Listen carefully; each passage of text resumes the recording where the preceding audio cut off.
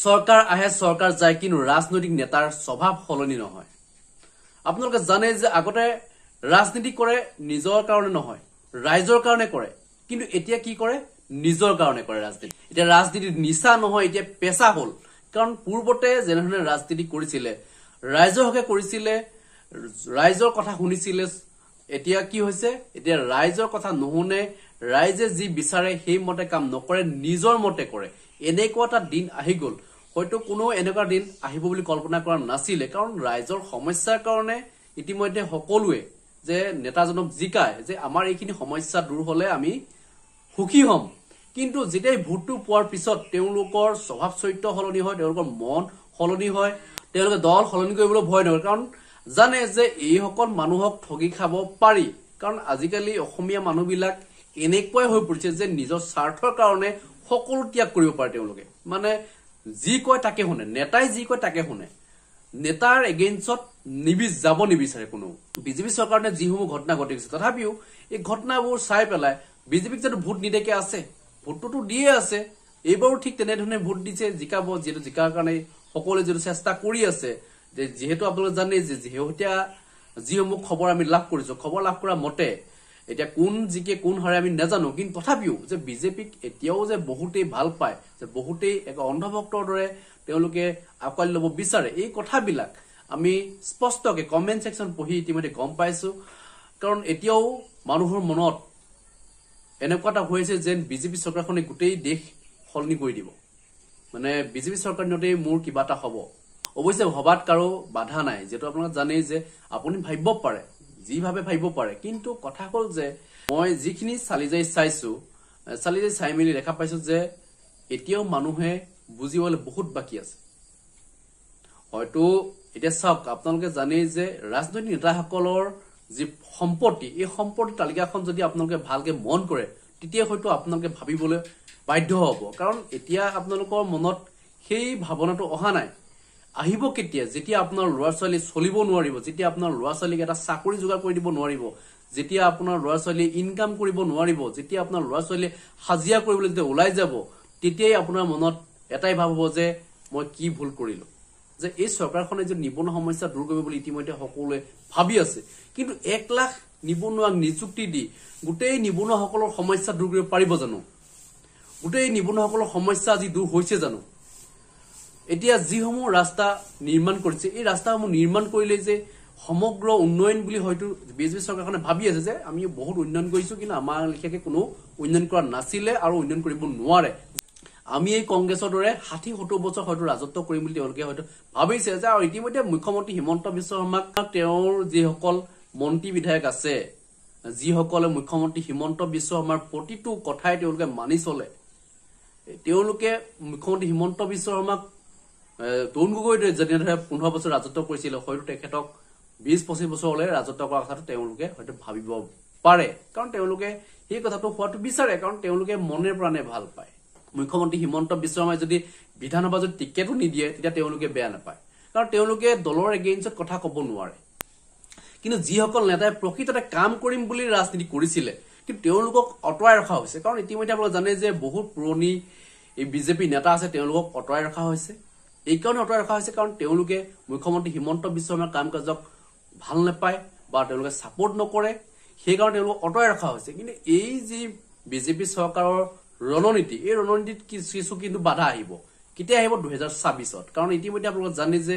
2026ত যদিহে যিসকল টিকেট বিচাৰিব তেওঁলোকক যদি টিকট দিয়া নাযায় তেতিয়া হলে কিন্তু তেওঁলোকে হয়তো যিটো বিখমবাদ বুলি কয় যি দল ভঙাৰ যিটো চেষ্টা চলায় তেনেকৈ তেওঁলোকে চেষ্টা কৰিবলৈ বিচাৰিব কাৰণ ইতিমধ্যে দলটো যেটো গঠন হৈছিল ঠিকই আছিল প্ৰথমতে মুখ্যমন্ত্ৰী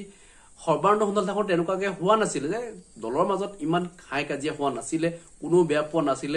সেই সমস্যাত সৰ্বানন্দ সোণোৱালৰ বিৰুদ্ধে কোৱা হয়তো কোনো মন্ত্ৰী বিধায়ক আমি দেখা নাপালো কিন্তু এতিয়া মুখ্যমন্ত্ৰী হিমন্ত বিশ্ব শৰ্মা হোৱাৰ পিছতে যে দলৰ মজিয়া যেনেধৰণে কাজিয়া হৈ থাকে দলৰ মজিয়াতে যেনেধৰণে তেওঁলোকে তৰ্ক বিতৰ্ক কৰে এই কথাবিলাক আমি ইতিমধ্যে গম পাইছো কাৰণ এই ছবিখন ইতিমধ্যে পোহৰলৈ আহি গল কাৰণ সোশ্যাল মিডিয়াত লিখিবলৈ ললে যেতিয়া আৰু তাতকে কিবা লাগিছে নেকি এই গোটেই কথাবিলাক যে ৰাজনৈতিক জীৱনত যিখিনি ঘটি যোৱা ঘটনাবিলাকৰ ওপৰত ইতিমধ্যে বিশ্লেষণ আগবঢ়াইছে কেইবাজনো ইতিমধ্যে ৰাজনৈতিক বিশ্লেষক আছে মুখপাত্ৰ আছে তেওঁলোকে আজি কি বুলি কৈছে মই আপোনালোকক শুনাই ল'ব বিচাৰিছো স্বাগতম জনাইছো লোকসভা নিৰ্বাচনৰ ইতিমধ্যে 4টা পৰ্যায়ৰ নিৰ্বাচনী যি ভোটদান প্ৰক্ৰিয়া আছে সমাপ্ত হৈছে পঞ্চম পৰ্যায় হ'ব ষষ্ঠ পৰ্যায় হ'ব আৰু তাৰপিছত সপ্তম পৰ্যায় হ'ব কিন্তু এই লোকসভা নিৰ্বাচনৰ মাজত এতিয়া হিন্দুত্ববাদী কথা বতৰা সকলোতকৈ বেছি হৈছে প্ৰচাৰ অভিযানত অসমৰ মুখ্যমন্ত্ৰীয়ে ৰাজ্যত নিৰ্বাচন শেষ হোৱাৰ পাছৰে পৰা ভোটদান প্ৰক্ৰিয়া সমাপ্ত হোৱাৰ পাছৰে পৰা এতিয়া সমগ্ৰ দেশতে নিৰ্বাচনী প্ৰচাৰ চলাই আছে আৰু এই নিৰ্বাচনী প্ৰচাৰৰ মাজত মুখ্যমন্ত্ৰী ডক্টৰ হিমন্ত বিশ্ব শৰ্মাৰ হিন্দুত্ববাদী স্বৰূপ হিন্দুত্ববাদী কথা বতৰা এতিয়া উগ্ৰ হিন্দুত্ববাদলৈ পৰিণত হৈছে পূৰ্বতেও মুখ্যমন্ত্ৰীয়ে কৈ থাকে হিন্দুত্ববাদী কথা কিন্তু এতিয়া উগ্ৰ হিন্দুত্ববাদৰ নিৰ্বাচনী প্ৰচাৰ সমগ্ৰ দেশত ৰাজ্যৰ মুখ্যমন্ত্ৰী ডক্টৰ হিমন্ত বিশ্ব শৰ্মাই কৰিছে আৰু এআই আজি আমাৰ চৰ্চাৰ বিষয় দিল্লীৰ কাৰ্ড যে উগ্ৰ হিন্দুত্ববাদ আৰু হিমন্ত বিশ্ব শৰ্মা কিহৰ বাবে এতিয়া সম্পূৰ্ণ নিৰ্বাচনী প্ৰচাৰ অভিযান হিন্দুত্ব কেন্দ্ৰিক বা হিন্দুত্ববাদৰ ওপৰত নিৰ্ভৰ কৰিব লগা হৈছে অসমৰ মুখ্যমন্ত্ৰীৰ পৰা আৰম্ভ কৰি বিজেপিৰ সকলো জ্যেষ্ঠ নেতাৰ মুখত এতিয়া হিন্দুত্ববাদী কথা বতৰা ইতিমধ্যে আপোনালোকে গম পাইছে বিগত সময়ছোৱাত ঝাৰখণ্ডতে হওক উৰিষ্যাতে হওক বিহাৰতে হওক দিল্লীতে হওক বা অন্যান্য প্ৰান্ততে হওক য'ত নিৰ্বাচনী প্ৰচাৰ কৰিবলৈ গৈছে মুখ্যমন্ত্ৰীয়ে হিন্দুত্ববাদী কথা স্পষ্টতাৰে কৈছে কিহৰ বাবে 400 আসন লাগে সেই প্ৰসংগত মুখ্যমন্ত্ৰী ডক্টৰ হিমন্ত বিশ্ব শৰ্মাই কৈছে কাশী বিশ্বনাথৰ যি জ্ঞানবাপী মছজিদ আছে জ্ঞানবাপী মছজিদৰ প্ৰসংগ আছে কৃষ্ণ জন্মভূমিৰ কথা আহিছে তাৰ লগতে পাক অকুপাইড কাশ্মীৰৰ পৰা কাশ্মীৰ ভাৰতৰ ভিতৰলৈ অনাৰ বাবে হিন্দুত্ব অনাৰ বাবে যি ধৰণৰ কথা বতৰা মুখ্যমন্ত্ৰীয়ে কৈ আছে আৰু সেইবাবে 400 সিটৰ প্ৰয়োজন হৈছে বুলি মুখ্যমন্ত্ৰীয়ে দাবী কৰি আহিছে হিন্দুত্ববাদৰ ৰাজনীতি আৰু উগ্ৰ হিন্দুত্ববাদে এতিয়া নিৰ্বাচনী প্ৰচাৰ অভিযানত সম্পূৰ্ণৰূপে গ্ৰাস কৰিছে বা এতিয়া সম্পূৰ্ণৰূপে উগ্ৰ হিন্দুত্ববাদী কথা বতৰাৰ মাজতে এটা নিৰ্বাচনী প্ৰচাৰ চলিছে এই বিষয়ে আমি কথা পাতিম মোৰ লগত কেইবাজনো অতিথি উপস্থিত আছে প্ৰথমে তেওঁলোকৰ পৰিচয় মই কৰাই দিব বিচাৰিছো মোৰ লগত আছে কংগ্ৰেছৰ মুখপাত্ৰ ৰূপক দাস আপোনাক স্বাগতম জনাইছো মোৰ লগত আছে বিজেপিৰ মুখপাত্ৰ সুৰঞ্জন দত্ত আপোনাকো স্বাগতম জনাইছো মোৰ লগত ৰাইজৰ দলৰ মুখপাত্ৰ আছে জয়ন্ত কুমাৰ দাস আপোনাক স্বাগতম জনাইছো আৰু মোৰ লগত অসম জাতীয় পৰিষদৰ মুখপাত্ৰ আছে অমিতাভ বৰঠাকুৰ আপোনাকো স্বাগতম জনাইছো আৰু অধিবক্তা জুনাইদ খালিদ কিছু সময়ৰ পাছতে আমাৰ সৈতে সংযুক্ত হ'ব এয়া আমাৰ অতিথি আছে আমাৰ পেনেলিষ্ট আছে আমি তেওঁলোকৰ সৈতে কথা পাতিম এই বিষয়ে আলোচনা কৰিম কিন্তু তাৰ পূৰ্বে কালি যেতিয়া উৰিষ্যাত মুখ্যমন্ত্ৰী ডক্টৰ হিমন্ত বিশ্ব শৰ্মা আছিলে তাত তেওঁ হিন্দুত্ববাদৰ লগতে নাগৰিকত্ব সংশোধনী আইনৰ মাধ্যমেৰে যি নাগৰিকত্ব প্ৰদান কৰা হৈছে সেই সময়ত সেই সন্দৰ্ভত এটা অত্যন্ত গুৰুত্বপূৰ্ণ মন্তব্য কৰিছে যে হিন্দু সমাজক ন্যায় দিয়া হ'ল সেই মন্তব্যৰে মই এই অনুষ্ঠান আৰম্ভ কৰিব বিচাৰিম কি ক'লে কালি মুখ্যমন্ত্ৰী ডক্টৰ হিমন্ত বিশ্ব শৰ্মাৰে প্ৰথমে সেই মন্তব্য আপোনালোকক শুনাই লৈছো बहुत अच्छा है सीएस लागू हो गया मोदी जी ने अपना और एक बहुत बड़ा वादा उन्होंने निभाया हिंदू समाज के लिए ये एक बहुत ही सुखद समाचार है मोदी जी ने हमारे हिंदू समाज को न्याय दिया मोदी जी को बहुत बहुत अभिनंदन এই আপোনালোকে শুনা পালে মুখ্যমন্ত্ৰী ডক্টৰ হিমন্ত বিশ্ব শৰ্মাই কি মন্তব্য কৰিলে আৰু তাত অত্যন্ত গুৰুত্বপূৰ্ণ মন্তব্য কৰি ক'লে যে নাগৰিকত্ব সংশোধনী আইনৰ মাধ্যমেৰে যি নাগৰিকত্ব দিয়া হ'ল ইয়া হিন্দু সমাজক ন্যায় দিয়া হ'ল ইয়াত অত্যন্ত গুৰুত্বপূৰ্ণ মন্তব্য মুখ্যমন্ত্ৰী ডক্টৰ হিমন্ত বিশ্ব শৰ্মাৰ ফালৰ পৰা এই বিষয়েৰে মই আৰম্ভ কৰিব বিচাৰিম উগ্ৰ হিন্দুত্ববাদৰ মাধ্যমেৰে নিৰ্বাচনী প্ৰচাৰ চলিছে অপেনিং ৰিমাৰ্ক সুৰঞ্জন দত্ত হিন্দুত্ববাদেই এতিয়া বিজেপিৰ শেষ আশা ভৰসাৰ থল নেকি প্ৰথম কথা এই উগ্ৰ শব্দটো আপুনি যদি অতৰাই দিয়ে ভাল হ'ব হিন্দুত্বটো হৈছে এটা ৱে অফ লাইফ আৰু এইটো একেবাৰে বেয়া নাপাব এই উগ্ৰ শব্দটো হিন্দুত্বৰ লগত একদম খাপ নাখায় হিন্দুত্ব ভাৱটো ৱে অফ লাইফ হয় আৰু ভাৰতীয় জনতা পাৰ্টীয়ে হিন্দুত্বক লৈ ভাৰতৰ কথা চিন্তা কৰিছে জনসংঘ প্ৰতিষ্ঠা হৈছেই হিন্দুত্ববাদক লৈ পিনে যিটো ৱে অফ লাইফ নহয় সুৰঞ্জন দত্ত মই আপোনাক ইণ্টাৰাপ্ট কৰিব লাগিব উগ্ৰ হিন্দুত্ববাদ বুলি এই কাৰণে ক'ব লগা হৈছে কাৰণ আমি প্ৰথম বা দ্বিতীয় পৰ্যায়ত সিমান উগ্ৰ এনেধৰণৰ হিন্দুত্ববাদৰ কথা আমি শুনা নাছিলোঁ যিমান তৃতীয় পৰ্যায়ৰ পিছৰ পৰা তাকেতো কৈছোঁ এতিয়া মুখ্যমন্ত্ৰী ডাঙৰীয়াই ক'লে মোদী ডাঙৰীয়াই হিন্দু সমাজক পৰিত্ৰাণ কৰিলে তাত উগ্ৰতাটো ক'ত আহিল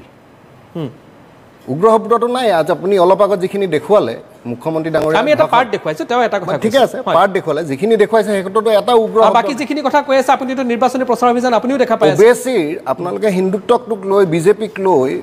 আপুনিও বেয়া নাপাব সংবাদ মাধ্যমেও কিছুমান এনেকুৱা ধৰণৰ বায়াছ কৰি দিয়ে মই আপুনি কৰিছে বুলি কোৱা নাই দেই নেশ্যনেল মিডিয়াটো আমি দেখিছোঁ ওবেচিৰ ভায়েকে 10 মিনিটত যদি পুলিচ নাইকিয়া কৰি দিয়ক ভাৰতবৰ্ষত কি কৰি দিওঁ 20 কোটি মুছলমানে বুলি কৈ দিয়ে তেতিয়াতো একোৱে ধৰণৰ ৰিপাৰ্কেশ্যন হেতুক লৈ শব্দই নলয় সেই উগ্ৰ বুলি শব্দটো নাই আজি মুখ্যমন্ত্ৰী ডাঙৰীয়াই নিজৰ যিটো আস্থা বিশ্বাস বেলেগ বেলেগ দেশকেইখনত থকা মানুহ তাত থকা মাইনৰিটিসকলৰ হিন্দু সমাজৰ বা অন্যান্য যিসকল সমাজ মোদী ডাঙৰীয়াই ভাৰতবৰ্ষত আহিব পৰা ব্যৱস্থা যিটো কৰি দিলে তাক লৈ তেওঁ সুখী অনুভৱ কৰিছে আৰু প্ৰতিজন হিন্দু মানুহে হিন্দু বুলিয়ে নহয় সেই দেশকেইখনত থকা যিসকল সংখ্যালঘু লোক তেখেতলোকে যিটো নিপীড়ন তাতে পাইছে অত্যাচাৰ পাইছে কেলকাতাৰ সন্দেশখালী মানুহ কি কষ্ট পাইছে হিন্দু সমাজ আজি অলপ দিনৰ আগত আপোনালোকে জানে আজি কেইবছৰমানৰ আগত কোচবিহাৰৰ পৰা আহি ধুবুৰী গোৱালপাৰাত আহি ইলেকশ্যনৰ সময়ত অত্যাচাৰ সহিব নোৱাৰি ভাষিক সংখ্যালঘু যিখিনি আমাৰ অসমত থকা ভাষিক সংখ্যালঘু লোক কেলকাতাত তেনেকুৱা যিসকল বাংলা হিন্দুভাষী লোক হিন্দু লোক বঙালী হিন্দু লোক ল'ৰা ছোৱালী লৈ আহি পিনি ইয়াতে তেওঁলোকে স্থান ল'বলগীয়া হৈছিলে অত্যাচাৰ সহিব নোৱাৰি হয় তো সেই কথাখিনি যেতিয়া ভাল হৈছে আমাক নাই তাত মুখ্যমন্ত্ৰীয়ে বাৰম্বাৰ উল্লেখ কৰিছে মই এটা উগ্ৰ শব্দ আপুনি দেখুৱাই দিয়ক জ্ঞানবাপী মছজিদৰ কথা আমি দেখুৱাই আছো মই আপুনি দেখুৱাই দিয়ক আজি এতিয়া আপোনালোকে উগ্ৰ বুলি কৈ দিয়ে ভগৱান শ্ৰীৰামৰ নামত আমি বিজেপি হওক বা হিন্দুৰ যিসকল লোকে জয় শ্ৰীৰাম কৰিলে সেইটো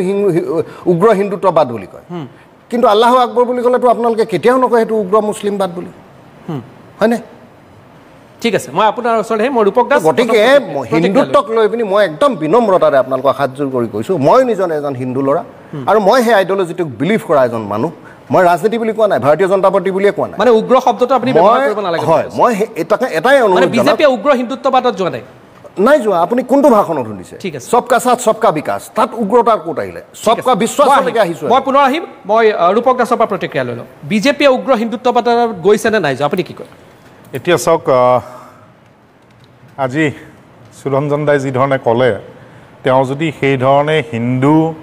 যিটো সভ্যতা তেওঁক বিশ্বাস কৰি যদি তেওঁৰ জীৱন প্ৰণালী চলে তেতিয়াহ'লে তেওঁক মই ধন্যবাদ জনাম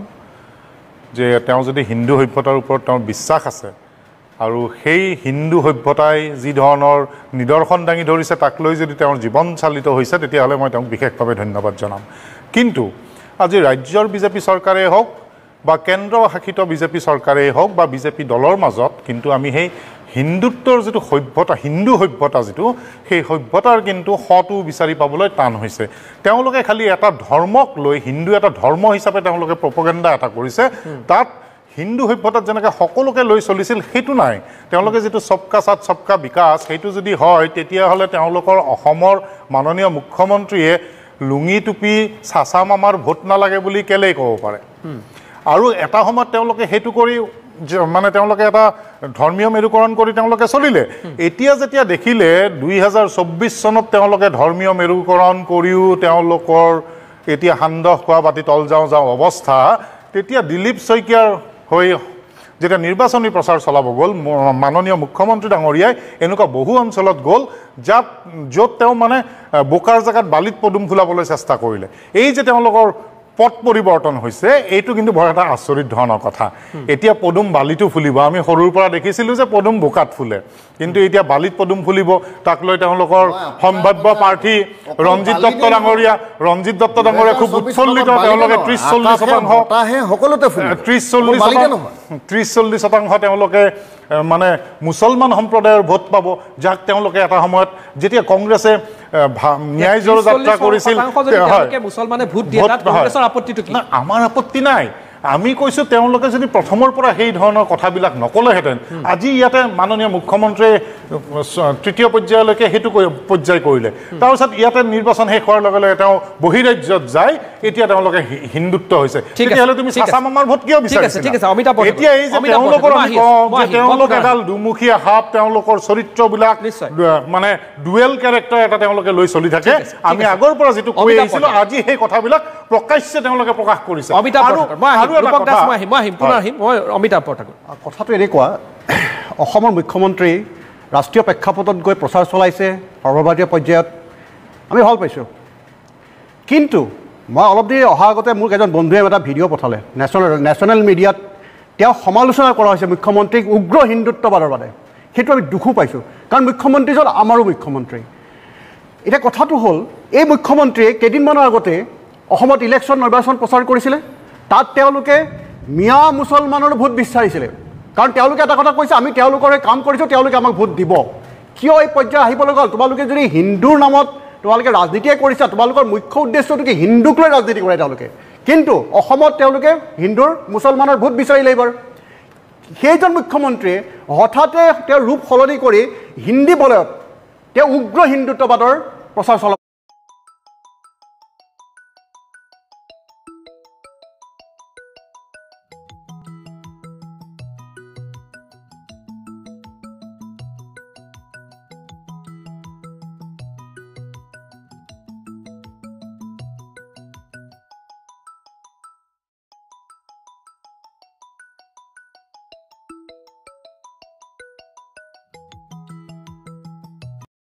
চলে হিন্দুত্বৰ কানি খুৱাই মানুহবিলাকক কানিয়া কৰি ৰাখিছে অসমত হিন্দুত্বৰ কানি খাই মানুহ ভুল নাযায় সেইকাৰণে 80% ভোট আমাৰ ইয়াত হৈছে কাৰণ আমাৰ বিবেকেৰে চলা মানুহ অসমীয়া মানুহ ঠিক আছে কিন্তু ভাৰতবৰ্ষৰ বাকী হিন্দু মোক অকণমান ক'বলৈ দিয়ক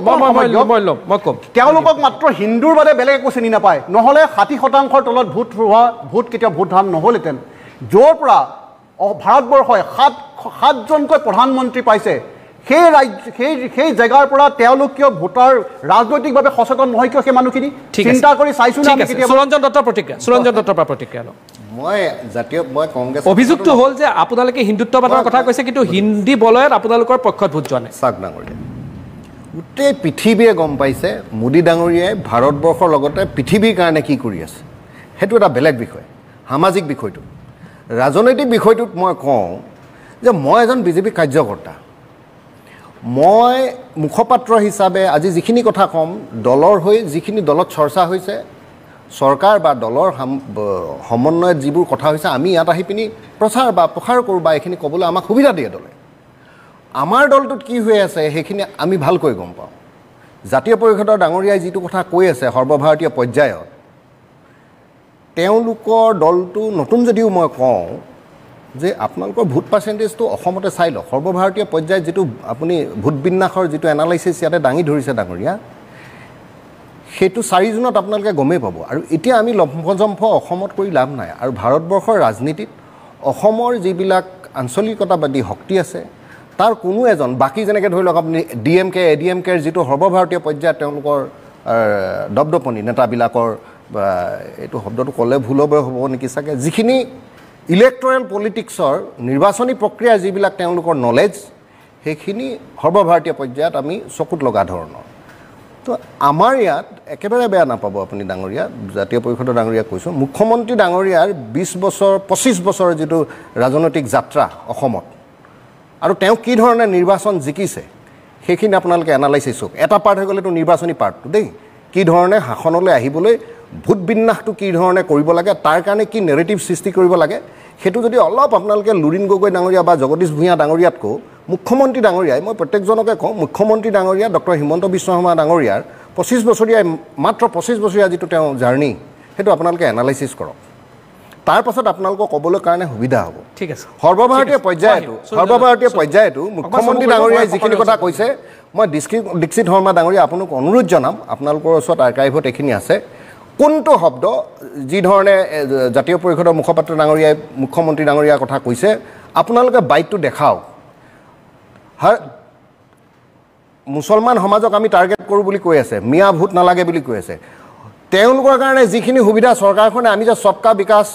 সবকা সাথ সবকা বিকাশ সবকা বিশ্বাস বুলি কৈ আছোঁ সেইখিনি মানুহখিনিয়ে পোৱাৰ পাছত যদি আমাক ভোটটো দিয়ে তাত জাতীয় পৰিষদ বা কংগ্ৰেছ বা অন্যান্য দলৰ অসুবিধাটো ক'ত ঠিক আছে মই পুনৰ আহিম জনতা কুমাৰ দাস আপুনি কি ক'ব এই গোটেই প্ৰসংগত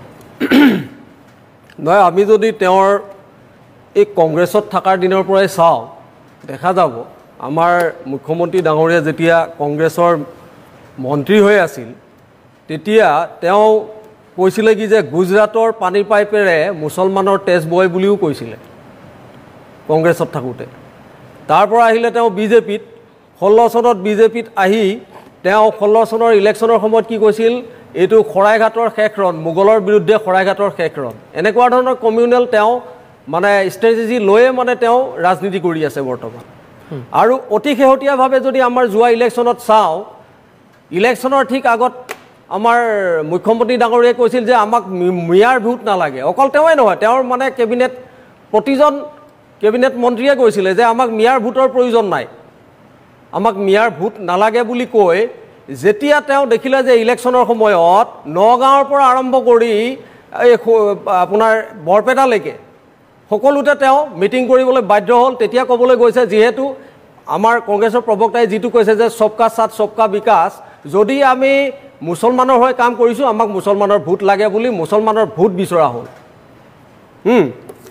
আৰু তেওঁ প্ৰতিটো ক্ষেত্ৰতে কিন্তু মুছলমানৰ আজি উচ্ছেদবিলাক যদি চোৱা যায় তেওঁৰ কাৰ্যকালত গৰুসুটিটো চাওক গৰুসুটি উচ্ছেদ কৰি কি কৰি মানে প্ৰশ্নটো এইটো হ'ল তাৰমানে এনেধৰণৰ কথা বতৰা কৈ মুখ্যমন্ত্ৰীয়ে নিজৰ ৰাষ্ট্ৰীয় স্তৰত গুৰুত্বটো বঢ়াবলৈ চেষ্টা কৰিছে মই সেইখিনিয়ে ক'বলৈ গৈ আছোঁ তেওঁ আচলতে আমাৰ মানে কি ৰাষ্ট্ৰীয় ৰাজনীতিত তেওঁ মানে প্ৰৱেশ কৰিব বিচাৰিছে আৰু তেওঁ মানে এটা প্ৰতিযোগিতা আৰম্ভ কৰিছে কিমান মই কমিউনেল হ'ব পাৰোঁ আৰু কিমান মই কি কয় আমাৰ ব্লু হোৱাইট বয় বুলি কয় নহয় মানে আমাৰ প্ৰধানমন্ত্ৰীৰ মানে সোঁহাত বাওঁহাত হ'বৰ কাৰণে তেওঁ যিমান পাৰে উগ্ৰ মানে কি কৈছে কমিউনেল মানে কমেণ্ট দিবলৈ তেওঁ আৰম্ভ কৰিছে আৰু তেওঁলোকে এইটোও জানিছে যে মুছলমান সমাজে লাহে লাহে তেওঁলোকক বাদ দিবলৈ ধৰিছে আৰু এই অহা ইলেকশ্যনত তাৰ যে প্ৰত্যুত্তৰ দিব অকল মুছলমান সমাজে নহয় হিন্দু সমাজেও দিব ঠিক আছে ময়ো হিন্দু এটা প্ৰতিক্ৰিয়া দিব বিচাৰিছে প্ৰতিক্ৰিয়া লৈ লওঁ মই তাৰপিছত জুনাইদ খালিদৰ ওচৰত যাম মই ৰাইজৰ দলৰ মুখপাত্ৰ ডাঙৰীয়াৰ কথা কৈছোঁ আপুনি যিটো কথা হিমন্ত বিশ্ব শৰ্মা ডাঙৰীয়াই কয় ইলেক্টৰেল মানে নিৰ্বাচনৰ সময়ত ৰাজনৈতিক বক্তব্য কিছুমান থাকে যি ধৰণে অখিল গগৈ ডাঙৰীয়াই 2014 চনত গৌৰৱ গগৈ ডাঙৰীয়াৰ বিষয়ে অলগদ্ধ অপদাৰ্থ বুলি অখিল গগৈয়ে ক'লে কিন্তু এইবাৰ আপুনি এইটো যিটো ইলেকশ্যন এইবাৰ 24 চনত হৈ গ'ল আমি তিনিকোটিকৈ একে বুলি ষ্টেজে গৌৰৱ গগৈ হাতত ধৰি পিনি তেওঁ প্ৰচাৰ চলালে তেতিয়াহ'লে অখিল গগৈৰ মুখখন তেনেকুৱা হ'ব লাগে নিৰ্বাচনী বক্তব্যবিলাক এতিয়া আপুনিওতো সেইটো উপলব্ধি কৰিব এইটো মোৰ ভিডিঅ'টো আছে আপোনালোকে যদি দি দিয়ে অখিল গগৈ ডাঙৰীয়া গৌৰৱ গগৈ অপদাৰ্থ গাধ বুলি কোৱা এটা ষ্টেটমেণ্ট আছে উত্তৰটো দিম এটা হৈ গ'ল সেইটো আৰু দ্বিতীয় কথা এটা তেওঁ কি কৈছিলে মুছলমান সমাজত গৰুসুটি এভেকশ্যন অসমৰ আপুনি যে গৰুসুটি কথাটো ক'লে তাত দখলীকৃত কোনে কৰিছিলে মুছলমানে কৰিলে মুছলমান দখলকাৰী উচ্ছেদ হ'ব লামডিং বনাঞ্চলত কাৰ্বি মানুহ উচ্ছেদ হৈছে পাভৈত মিচিং মানুহ মিচিং সমাজ উচ্ছেদ হৈছে দখলকাৰীক আপোনালোকে যদি মুছলমান বুলি ক'বলৈ যায় সেইটো নহয় যোনে দখল কৰিছে সি উঠিছে চাকমা মানুহ উঠিছে বেংগলী সম্প্ৰদায়ৰ মানুহ এভেকশ্যন হৈছে লামডিং বনাঞ্চল দখলকাৰী সেইখিনি ৰাইজৰ দলে নেদেখে অকল প্ৰতিটো ৰাজনৈতিক দলে এই মুছলমান সমাজক যি ধৰণে তুষ্টিকৰণৰ নামত তেওঁলোকক যি ধৰণে ব্যৱহাৰ কৰিলে আপোনালোকে লিখিত অনাগত দিনত মুছলমান সমাজে নিজে ওলাই আহিব ছ'চিয়েল মিডিয়া বা আপোনালোকৰ নিচিনা স্বনামধন্য যিবিলাক মিডিয়া হাউচ আছে আপোনালোকৰ যিবিলাক সন্মানীয় সাংবাদিকৰ আগত মুছলমান সমাজে খুলি কয় মোদী ডাঙৰীয়াৰ সন্মান মোদী ডাঙৰীয়াই দেশত কি ধৰণে প্ৰতিষ্ঠা কৰিছে অখিল গগৈৰ প্ৰসংগটো 14 চনত সেইটো মই ঠিকে আছে তেওঁ যিটো কৈছে ঠিক আছে 14 চনত সকলো জানে মিডিয়াও জানে আৰু হয়তো মিডিয়াৰ প্ৰতিটো মিডিয়াতে সেইটো ৰেকৰ্ড আছে 14 চনৰ সেই সময়ত গৌৰৱ গগৈৰ যিটো তেওঁৰ দক্ষতা আছিলে আজি সেই 14 চনৰ গৌৰৱ গগৈ আৰু 19 চনৰ পৰা 24 চনলৈ পাৰ্লামেণ্টত যিটো ভূমিকা গৌৰৱ গগৈৰ সেই গৌৰৱ 14 চনৰ গৌৰৱ গগৈ আৰু এতিয়া গৌৰৱ গগৈৰ মাজত আপোনালোকে তুলনা কৰক আপুনি যেতিয়া কৈ আছিল ময়ো কোৱা নাই গতিকে মোক ক'বলৈ দিয়ক আপুনি কিবা কৈ আছিল মই কোৱা নাই মোৰ কথাটো আপুনি হ'ব চমু কৰক মই চমুকে ক'ব গৈ আছোঁ গতিকে 14 চনত তেওঁ এটা শিশুৰ নিৰ্দৰে আহিছিল ৰাজনীতিত প্ৰৱেশ কৰিছিল গতিকে তেওঁ কোনো সেই ওপৰত ৰাজনীতিৰ ওপৰত জ্ঞান নাছিল কোৱা হৈছিল আজি মই যাম 10 ছেকেণ্ড আজি 2019 চনৰ পৰা 24 চনলৈ পাৰ্লামেণ্টত যিটো ভূমিকা স্বয়ং প্ৰধানমন্ত্ৰীৰ সন্মুখত যিকোনো বিষয়বস্তুৰ ওপৰত পুংখানুপুংখভাৱে প্ৰতিষ্ঠা কৰিব সক্ষম হৈছে প্ৰতিবাদ কৰিব সক্ষম হৈছে তেনেকুৱা এটা লিডাৰ হয়তো ভাৰতবৰ্ষত এতিয়া পাবলৈ নাই ঠিক আছে গতিকে সেই গৌৰৱ গগৈ হৈ আমি কাম কৰা কিবা অসুবিধা হৈছে 2014 চনত কিন্তু অখিল গগৈয়ে যোৰহাট জেলৰ পৰা ওলাই আহি ৰাতি 9টা বজাত কাক ভোট দিব লগা আছিল সেই কথাও কৈছিল গে আমাৰ মনত আজি আমি খালে শিঙি সকলোৱে একলগ হ'বলৈ বাধ্য কৰিছে আমাক বিজেপিৰ হিন্দুত্বৰ কাৰণে আৰু সংবিধান ৰক্ষা কৰিবৰ কাৰণে গণতন্ত্ৰ ৰক্ষা কৰিবৰ কাৰণে আমি সকলোৱে লগ হৈছো ঠিক আছে এটা নেৰেটিভ ঠিক আছে মই পুনৰ যাম কিন্তু এটা সমু বিৰতিৰ সময় হৈছে মই আহিম এটা সমু বিৰতিৰ সময় হৈছে বিৰতি এটা লৈ লৈছো ইয়াৰ পিছত বিৰতিৰ পিছত আমি এই সন্দৰ্ভত আৰু বিস্তৃতভাৱে আলোচনা কৰিম ভাৰতবৰ্ষৰ সংবিধান বিপদত আছে ৰাহুল গান্ধী ডাঙৰীয়া কি ধৰণৰ কেতিয়াও ভদ্ৰ ডাঙৰীয়া নক্সাল বুলি কয় কিমান কথা কৈছে যদি কেতিয়াও ভদ্ৰ এনেকুৱা ধৰণৰ আচৰণ কৰি পিনে পিছু হাজৰিকা ডাঙৰীয়া এজন Vaseline Sun Lotion এতিয়া লোশনৰ পৰা পোৱা যায় সানকেয়াৰো ইয়াৰ SPF 30 আৰু ভিটামিন সি যুক্ত ফৰ্মুলাই টান কমাই প্ৰথম সপ্তাহৰ পৰাই এই গ্ৰীষ্মকালত কোলা পৰা চিন্তা এৰক তোজো কি হল হৈ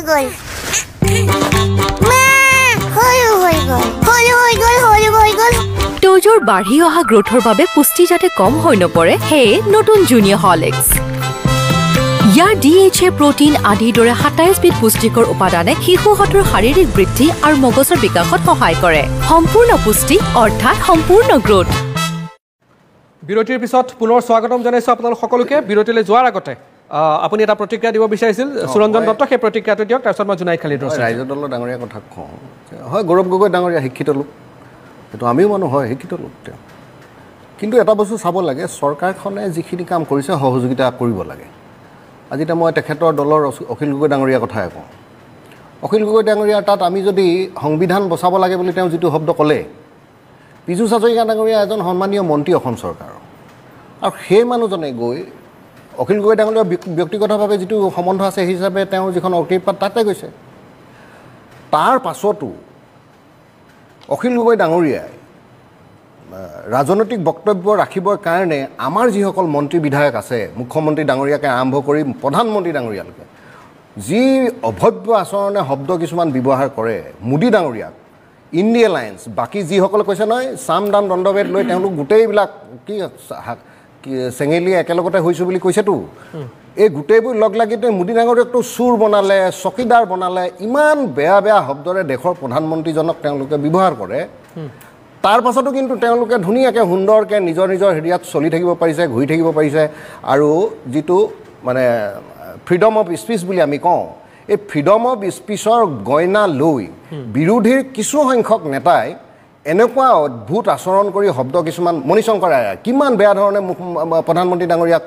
মোদী ডাঙৰীয়াক অপমান কৰিছে ৰাজহুৱাভাৱে অপমান কৰিছে তাৰ পাছতো তেওঁলোকে ধুনীয়াকৈ সমাজ জীৱনত ঘূৰি ফুৰিছে তাৰ পাছত আপুনি ৰাইজৰ দলৰ মুখপাত্ৰজনে ক'ব যে ভাৰতবৰ্ষৰ সংবিধান বিপদত আছে ৰাহুল গান্ধী ডাঙৰীয়াই কি ধৰণৰ শব্দ ব্যৱহাৰ কৰে তেনেকুৱা বহু নেতা আছে কংগ্ৰেছৰে হওক বা অন্যান্য মই বিশেষকৈ অখিল গগৈ ডাঙৰীয়াৰ মুখৰ শব্দ যেতিয়া তেওঁ খঙে উঠেনে তেওঁ কি হৈ যায় নাজানো ভগৱানে দিয়া বস্তু ভাল ঠিক আছে সুৰঞ্জন দত্ত এনেকুৱা ধৰণৰ আচৰণ কৰি পিনে অভব্য আচৰণ কৰে তাৰ পাছত তেওঁ সুন্দৰ স্বচ্ছভাৱে থাকে ৰাইজৰ দলে তাৰ পাছত ক'ব সংবিধান বিপদাপন্ন বুলি কয় মুখ্যমন্ত্ৰী ডাঙৰীয়া অসমত আৰু মোদী ডাঙৰীয়া ভাৰতবৰ্ষ ঠিক আছে তেওঁলোকক ইমান অপমানিত কৰে সমজুৱা ৰাজহুৱাভাৱে তাৰ পাছতো সুন্দৰ জয়ন্ত কুমাৰ দাস এটা চমু প্ৰতিক্ৰিয়া দিম চমু প্ৰতিক্ৰিয়া মানে আজি আমাৰ ৰাইজৰ দলৰ সভাপতি অখিল গগৈটো সাধাৰণ এজন বিধায়ক যোৱাকালি স্বয়ং আমাৰ প্ৰধানমন্ত্ৰীৰ মুখতে দেখোন অশালীন শব্দ ওলাইছে কোনো মাইকালাল জন্ম হোৱা নাই ইণ্ডিয়াত কাখন মানে নাকচ কৰিবৰ কাৰণে এইটো শালীন শব্দ নেকি মাইকালাল বুলি কোৱা শব্দটো এখন ডাঙৰ এখন সভাত স্বয়ং প্ৰধানমন্ত্ৰীৰ মুখতে অশালীন শব্দ ওলাইছে মাইকালাল শব্দটো এটা কি এইটো শালীন শব্দ হ'ব পাৰে ব্যক্তিগতভাৱে কাক ক'লে ব্যক্তিগতভাৱে কাক কৈছে সেইটো মেটাৰ নকৰে কিন্তু আপুনি যিটো শালীনতাৰ কথা কৈছে শালীনতাৰ কথা কৈছে যদি আমাৰ সভাপতিয়ে অশালীন শব্দ ব্যৱহাৰ কৰিছে তেতিয়াহ'লে কেনেকৈ মাইকেলাল বুলি ক'ব মাইকেলাল আৰু চুৰ দুটা একে শব্দ নেকি এই মাইকেলাল শব্দটো কেতিয়াও ভদ্ৰ সমাজত একচেপ্টেবল শব্দ কেতিয়াও হ'ব নোৱাৰে চুৰটো ভাল শব্দ নেকি ব্যক্তিগতভাৱে এজন মানুহক চুৰে হওক বা মাইকেলালে হওক কোনোটোৱে ভাল নহয় কিন্তু এজন অখিল গগৈ আৰু এজন প্ৰধানমন্ত্ৰী এখন দেশৰ সংবিধান ক'ত বিপদ পৃথিৱীৰ 7 নম্বৰৰ এখন বৃহৎ প্ৰধানমন্ত্ৰীৰ মুখত এনেকুৱা শব্দ আহে আপুনি এইটো সংবিধান ক'ত বিপদাপন্ন সেইটো সংবিধানটোত বিপদাপন্ন হৈ আছে সেইটো আপোনাক দেখাই দিব লাগিব কৈ দিয়ক আজি সিদিনাখন সুপ্ৰিম কোৰ্টে ডিচিশ্যন দিলে যে মানে এই কি আছিলে কলিকতাৰ এই আমাৰ সাংবাদিকজন এনেকুৱা কিমানক নক্সাল আৰবান নক্সাল বুলি কয় কিমানক সোমোৱাই দিলে আপোনালোকে আৰবান নক্সাল শব্দটো আপোনালোকৰ আৱিষ্কাৰ আপোনালোকে তেনেকুৱা কৰিছে আমি বিষয়ৰ পৰা আঁতৰি গৈছো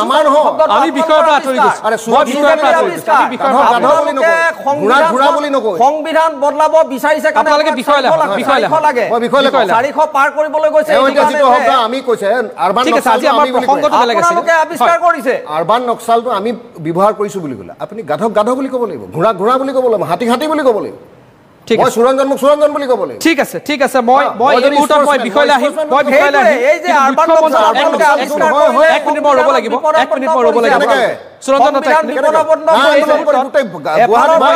সুৰঞ্জন দত্ত আৰু দাস ফ্ৰীডম অফ স্পীচটো আপোনালোকে নাইকিয়া কৰিবলৈ বিচাৰি আছে নাইকিয়া কৰিবলৈ গৈছে কোনোবাই যদি আজি প্ৰধানমন্ত্ৰীৰ বিৰুদ্ধে কিবা এটা ক'বলৈ ঠিক আছে এক মিনিট ফেচবুকত কবিতা লিখিলেও আপোনালোকে জেলত সোমোৱাই দিয়ে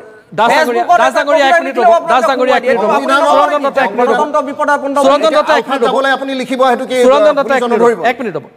আপোনাৰ সন্তানক আপুনি আলফালে যাবলৈ দিব এক মিনিট ৰ'ব আপোনাৰ সন্তানক যাবলৈ দিব আপুনি আপোনাৰ সন্তান আপুনি যাবলৈ দিব কোনটো কবিতাত লিখা আছে যে সব সকলোকে কৈছে যে আপোনালোকে আলফা যাওক বুলি তিয়কৰ যিজনী ভণ্টি তাই যিটো কবিতাৰ কাৰণে তাই জেল গ'ল নহয় সেই কবিতাটো পঢ়ি চাব 10 বাৰ ঠিক আছে আমি বিষয়ৰ পৰা আঁতৰি সন্ত্ৰাসবাদী হ'ব নোৱাৰে অসমৰ সন্তান যদি সন্ত্ৰাসবাদী হ'ব নিবিচাৰে তেতিয়াহ'লে যিসকলে সন্ত্ৰাসবাদী সমৰ্থন কৰি কবিতা লিখে সমৰ্থন কৰি গল্প লিখে সেইবিলাকক আপোনালোকে উৎসাহিত কৰি পিনে আকৌ এনেকে ধৰণে বিপদাপন্ন এক মিনিট হ'ব এই মুহূৰ্তত আমি মূল বিষয়লৈ উভতি আহিব বিচাৰিছোঁ উগ্ৰ হিন্দুত্ববাদ এই সন্দৰ্ভত অসমৰ জ্যেষ্ঠ সাংবাদিক হাইদৰ হুছেইনৰ সৈতে আমি কথা পাতিছিলোঁ তেখেতে কি কৈছিলে এবাৰ মই সেই মন্তব্য আমাৰ দৰ্শকসকললৈ আগবঢ়াইছোঁ তাৰপিছত মই জুনাইদ খালিৰৰ পৰা প্ৰতিক্ৰিয়া ল'ম আমাৰ সন্মানীয় মুখ্যমন্ত্ৰী ডাঙৰীয়া যেতিয়া কংগ্ৰেছত থাকে তেতিয়া আকৌ তেখেতে উল্টাকৈ কৈছিল তেওঁ এই কথাও কৈছিল এদিন আপোনাৰ 2016 লোকসভাৰ নিৰ্বাচনৰ প্ৰচাৰৰ সময়ত যে মোদীৰ গুজৰাটত পানীৰ পেপেৰে মুছলমানৰ তেজ যায় এইবুলিও কৈছিল এই ধৰণৰ অপ্ৰিয় কথা ৰাজনীতিকে আজিৰ ৰাজনীতিকে কয়েই অকল ডক্টৰ হিমন্ত বিশ্ব শৰ্মাই নহয় অন্যান্যও কয় সেইদিনা আছাদুদ্দিন ওৱেইচি তেখেতে কৈছে যে ভাৰতবৰ্ষত আপোনাৰ বোৰখা পিন্ধা তিৰোতাই প্ৰধানমন্ত্ৰী হ'ব এইটো এটা উন্মাদেহে ক'ব পাৰে আপোনাৰ কাৰণ ভাৰতবৰ্ষৰ টোটেল যি টোটেল পপুলেশ্যনটো ভাৰতবৰ্ষৰ আপোনাৰ 140 কোটি 140 কোটিৰ 17-18-20 কোটি মুছলমান হ'ব বাকী 96 কোটি হিন্দু গতিকে তেনে ক্ষেত্ৰত আপোনাৰ তেওঁ কৈছে সেইখন ৰাষ্ট্ৰত কেনেকৈ বোৰখা পিন্ধা মুছলমান হেৰি হ'ব তেওঁ মুছলমান ভোটাৰক বিভ্ৰান্ত কৰিবৰ কাৰণে তেনেকৈ কৈছে ইয়াত হিন্দু ভোটাৰক বিভ্ৰান্ত কৰিবৰ কাৰণে সিও কৈছে ঝাৰখণ্ডত আপোনাৰ আমাৰ মুখ্যমন্ত্ৰীয়ে কোৱা বুলি বাতৰিত পাইছোঁ যে তেখেতে কৈছে যে অসমত 40 জন বিধায়ক বাংলাদেশ আৰু বোধহয় কৈছে 1.25 তাৰমানে 1,25,00,000 মানুহ বাংলাদেশী মানে বিদেশী অসমত বিদেশী ৰাখিলে সেই বিদেশী ৰখাৰ অপৰাধত আমাৰ সন্মানীয় মুখ্যমন্ত্ৰী প্ৰধানমন্ত্ৰী সংবিধানৰ যিসকল গৰাকী দেশৰ সাৰ্বভৌমত্ব ৰক্ষা কৰাৰ যিসকল কৰ্তৃত্বশীল ব্যক্তি তেখেতসকলৰ অপৰাধ আজি অসমত ইমানবোৰ বাংলাদেশী মানুহ আছে সেই বাংলাদেশীবিলাকক আপোনাৰ হয়, বহিষ্কাৰ মই- কৰিবৰ কাৰণে বিদেশীবিলাকক বহিষ্কাৰ মই- কৰিবৰ কাৰণে কোনে মানা কৰিছে এয়া জ্যেষ্ঠ সাংবাদিক হাইদৰ হুছেইনে তেখেতে মন্তব্য কৰি এটা যদি মই চমু প্ৰতিক্ৰিয়া জুনাইদ খালিদৰ পৰা লৈ লওঁ তাৰপিছত মই এটা বিৰতিলৈ যাব লাগিব জুনাইদ খালিদ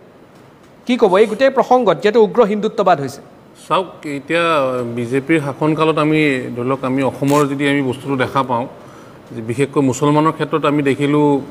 তেখেতসকলৰ কাৰ্যকালত বিশেষকৈ হেমন্ত বিশ্ব শৰ্মাৰ যিটো টেনিয়ৰত ধৰি লওক এভিকশ্যনৰ ক্ষেত্ৰত দেখিলোঁ টাৰ্গেটেড এভিকশ্যন কৰা হৈছে দ্বিতীয়তে আপোনাৰ এই মাদ্ৰাছাবিলাক বন্ধ কৰি দিলে 3 নম্বৰত আপোনাৰ চাইল্ড মেৰেজৰ নামত প্ৰায় সংখ্যক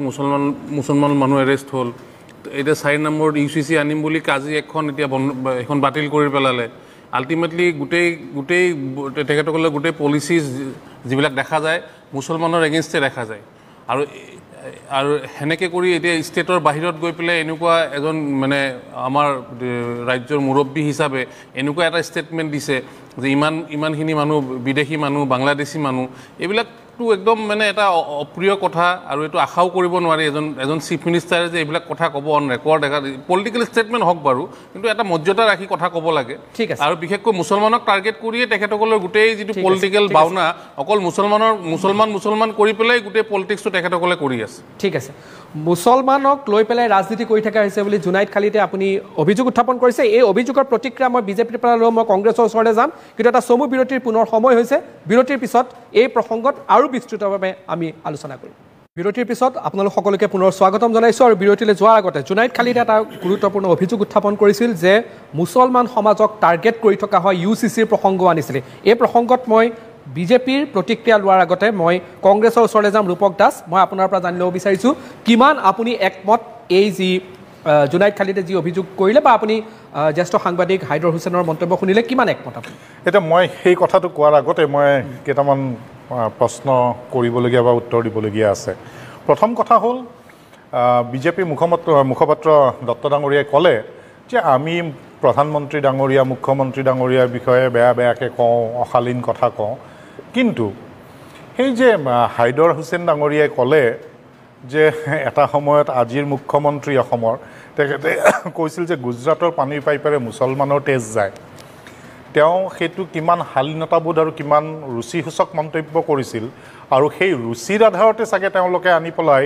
কংগ্ৰেছৰ পৰা নি তেওঁক বিজেপিলৈ নি ধুই পখালি আজি ৰাজ্যৰ মুখ্যমন্ত্ৰী পাতিছে তাৰমানে ক'ৰবাত তেওঁলোকে সেই ধৰণৰ কথাবিলাক হয়তো ভাল পায় আৰু সেনেকুৱা কথা ক'লে হয়তো ভৱিষ্যতে কোনোবা মুখ্যমন্ত্ৰী হ'ব পাৰিব দ্বিতীয় কথা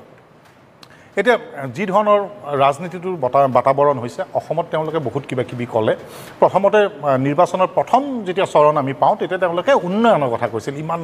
অভাৰব্ৰিজ হৈছে অমুক হৈছে তমুক হৈছে এই বহুত কথা তেওঁলোকে ক'বলৈ লৈছিল ইমানখন মেডিকেল কলেজ হ'ল কিন্তু পিছলৈ তেওঁলোকে সেইবিলাক ক'বলৈ বাদ দিলে তাৰপিছত তেওঁলোকৰ আহিল এখন প্ৰপত্ৰ আহিল য'ত ভাৰতীয় জনতা পাৰ্টি অসম বুলি লিখা থাকিলে আৰু সেইখন লৈ ঘৰে ঘৰে গ'ল আৰু কিবাকিবি হ'ল সেইটো বহুত ভিডিঅ' আহিলে আৰু নিৰ্বাচন আয়োগেও সেই বিষয়ত বিহিত ব্যৱস্থা ল'লে সেইবিলাক কথা অসমৰ ৰাইজে দেখিছে তাৰপিছত লাহে লাহে পৰ্যায় আৰু সলনি হ'ল তেওঁলোকে অৱশেষত তেওঁলোকে যিটো ইমান বছৰে আজি 10 বছৰে যিটো তেওঁলোকৰ এটা পৰিসীমাৰ ভিতৰত তেওঁলোকে ৰাজনীতি কৰি আছিল সদায় মুছলমানক গালি পাৰি হিন্দুৰ ভোটখিনি একত্ৰিত কৰাৰ যিটো চেষ্টা তেওঁলোকৰ আছিল বা য'ত তেওঁলোকে কম বেছি পৰিমাণে সফলো হৈছিল কিন্তু এইবাৰ দেখা গ'ল যে তেওঁলোকে দেখিলে যে তেওঁলোকৰ সেই চক্ৰটোৰ পৰা সেই পৰিধিটোৰ পৰা বহু মানুহ ওলাই গৈছে আৰু কংগ্ৰেছক পোনপটীয়াকৈ তেওঁলোকে সমৰ্থন জনাইছে বা বিৰোধী শক্তিক ইণ্ডিয়াক তেওঁলোকে সমৰ্থন জনাইছে তেতিয়া তেওঁলোকেও গ'ল যে তেওঁলোকে তেওঁলোকৰ পদুমটো বালিত ফুলাবলৈ চেষ্টা কৰিলে যি নহওক এই কথাবিলাক সমগ্ৰ অসমবাসী দেখিছে আৰু তেওঁলোকে খুব আনন্দও পাইছে এতিয়া আৰু এটা কথা হ'ল তেখেতে কয় যে এই বিৰোধী দলবিলাকে আমি অশালীন মন্তব্য কৰোঁ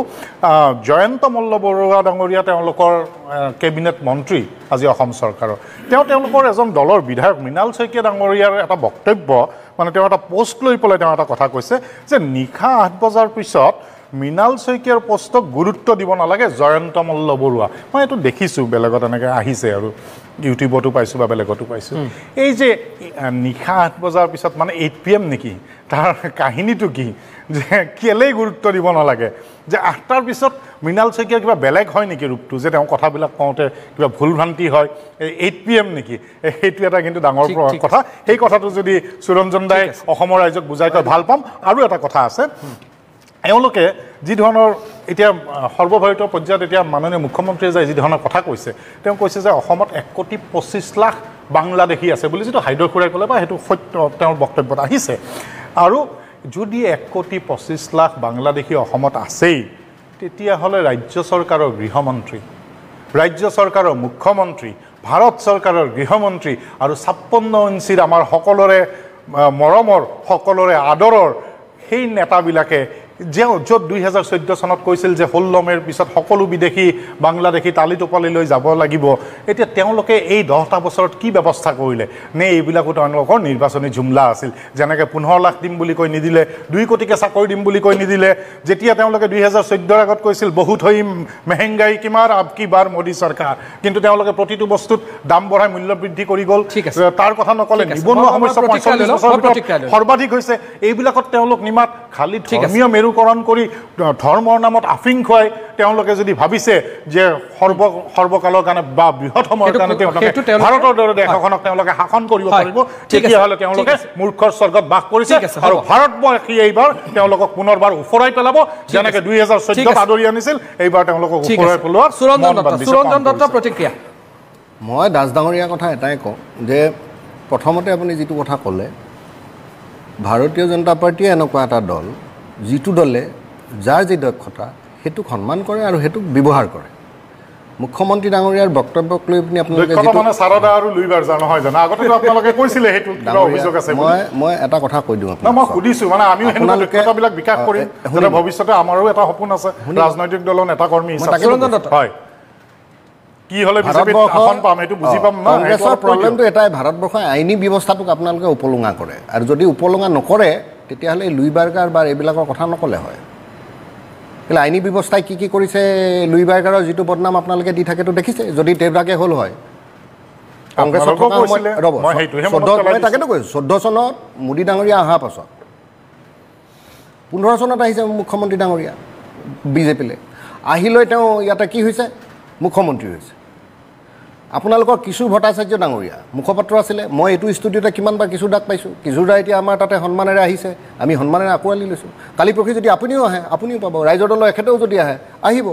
দলটোৱে স্কোপ দিয়ে দেশৰ আৰু ৰাষ্ট্ৰৰ হিতৰ স্বাৰ্থৰ কাৰণে যিসকলে চিন্তা কৰে জুনেদ ডাঙৰীয়া কিমানবাৰ মই ইয়াতে পাইছোঁ তেখেতটো মুছলমান হয় কোনোবা দিনা তেওঁক মই বেয়াকৈ ব্যৱহাৰ কৰিছোঁ টক শ্ব'ত ইমান আমি আৰ্গিউ কৰোঁ তেনেকৈ সমগ্ৰ অসমত মইতো সাধাৰণ ডাঙৰীয়া শুনি লওক মই একদম সাধাৰণ কাৰ্যকৰ্তা চব কম মই একদম সাধাৰণ কাৰ্যকৰ্তা দলৰ মই এই ধৰণৰ ব্যৱহাৰ কৰোঁ মই ক'ৰ পৰা শিকিছোঁ আমাৰ যিসকল মাৰ্গদৰ্শক জ্যেষ্ঠ যিসকল নেতৃত্বত থকা লোক তেখেতলোকে কি ধৰণৰ ব্যৱহাৰ কৰিব তাকে কি ধৰণে ৰাইজৰ আগত ক'ব লাগে সেইটো কথা কৈছোঁ তাৰপাছত আহিলে আপুনি জয়ন্ত মল্ল বৰুৱা ডাঙৰীয়া আৰু মৃণাল শইকীয়া ডাঙৰীয়া আমাৰ জ্যেষ্ঠ নেতা জয়ন্ত মল্ল ডাঙৰীয়া আমাৰ জ্যেষ্ঠ নেতা তেওঁৰ কিবা কাৰণত মৃণাল দাই হেছটেগ এটা দিছে কিবা 8 PM বুলি 8 PM বুলি হেছটেগ দি তেওঁ পোষ্ট এটা কৰিলে আৰু সেইটো ৰিপাৰ্কেশ্যনত তেওঁ সাংবাদিকে সুধিলে সেইদিনাখন পাৰ্টি অফিচত ময়ো আছোঁ ঠিক আছে জয়ন্ত মল্ল ডাঙৰীয়া ওলাই আহিছে সাংবাদিকে যিটো হেছটেগ আছে সেইটোৰ ওপৰত সুধিছে সাংবাদিকে প্ৰথম কৈছে কিন্তু আটাইতকৈ বিড়ম্বনা হৈ গ'ল যিটো বাইক য'ত দেখুৱাই আছে বা আপুনি য'ত পাইছে বুলি কৈছে সাংবাদিক বন্ধুজনে যিটো প্ৰশ্ন কৰিলে সেই প্ৰশ্নটো তাতে নেদেখুৱালে নুশুনিলে ঠিক আছে সেইখিনি যদি গোটেইখিনি চালে তেতিয়া তাৰে উত্তৰ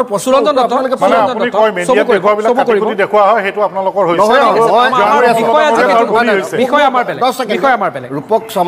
দাস ডাঙৰীয়া আপুনিও জানে আপোনালোকৰ নেতৃত্বত থকা লোকসকলে যেতিয়া পাৰ্টি অফিচত গৈ আপোনালোকৰ ৰাজীৱ ভৱনত বাইক লয় তেতিয়া আপুনিও কাষতে থাকে চাগে কেতিয়াবা তেতিয়া সাংবাদিকজনে যিটো প্ৰশ্ন কৰে তাৰহে পৰিপূৰক উত্তৰটো যিজন বক্তব্য ৰাখে তেওঁ দিয়ে পৰিপূৰক প্ৰশ্নটো কিন্তু যদি উল্লেখ থাকে তেতিয়াহে মানুহে গম পাব কি কাৰণে হ'ব সেইদিনাখন সেই হেছটেগটো কি বুলি তেওঁ সুধিছে হেছটেগটো তেওঁ মই এটা পুনৰ বিৰতিৰ বাবে ৰ'ব লাগিব মই বিৰতিলৈ গৈ আছোঁ বিৰতিৰ পিছত এই বিষয়ে আৰু পুংখানুপুংখভাৱে আমি আলোচনা কৰিম এটা চমু বিৰতিলৈ ৰৈছোঁ বিৰতিৰ পিছত আপোনালোক সকলোকে পুনৰ স্বাগতম জনাইছোঁ আৰু এইবাৰ মই যাব বিচাৰিম অসম জাতীয় পৰিষদৰ মুখপাত্ৰ আছে অমিতাভ বৰঠাকুৰ এই প্ৰসংগত মই আকৌ সেইটো প্ৰশ্ন উঠাব বিচাৰিম যে যি ধৰণে হিন্দুত্ববাদী কথা বতৰাবোৰ বেছি হৈছে এইটো ক'ৰবাত নহয় ক'ৰবাত ৰাষ্ট্ৰীয় পৰ্যায়ত নিজক বা হিমন্ত বিশ্ব শৰ্মাই সেই ধৰণে প্ৰক্ষেপ কৰিবৰ বাবে এক ৰণকৌশল বুলি আপুনি ভাবে নেকি নিশ্চয়কৈ মই মোৰ আগত প্ৰথম কথাখিনিতে মই কৈছোঁ এই কথাটো এইটো এটা কম্পিটিশ্যন চলিছে কোনে কিমান উগ্ৰ হিন্দুত্ববাদী হিচাপে নিজক প্ৰতিষ্ঠা কৰিব পাৰে আজি উগ্ৰ হিন্দুত্ববাদৰ কথা বা হিন্দুৰ ওপৰত কথাখিনি আলোচনা হোৱাৰ কাৰণে এটা কথা মই ক'ব লাগিব এটা নতুন কথা আজিকালি সবে ক'বলৈ লৈছে ৰাজনৈতিক বক্তব্য মানে কি মই এখন জনসভাত মই জনতাৰ আগত প্ৰতিশ্ৰুতি দিছোঁ মই প্ৰতিশ্ৰুতি মই প্ৰকৃততে হিন্দু হওঁ মই জনতাক মিছা কথা কোৱাটো জানো উচিত সেইটো জানো মহাপাপ নহয় সনাতনী হিন্দুত কি কৈছে আপুনি যদি ৰাইজৰ আগত মিছা কথা কয় সেইটো মহাপাপ তাৰ উদাহৰণ এইটো হয় যে 14 চনত প্ৰধানমন্ত্ৰী ডাঙৰীয়াই খানাপাৰাত আমাক অসমৰ ৰাইজক প্ৰতিশ্ৰুতি দিছিলে যে 16 মে'ত আমাৰ সকলো বিদেশী কালি টোপোলা বান্ধি যাব লাগিব আজি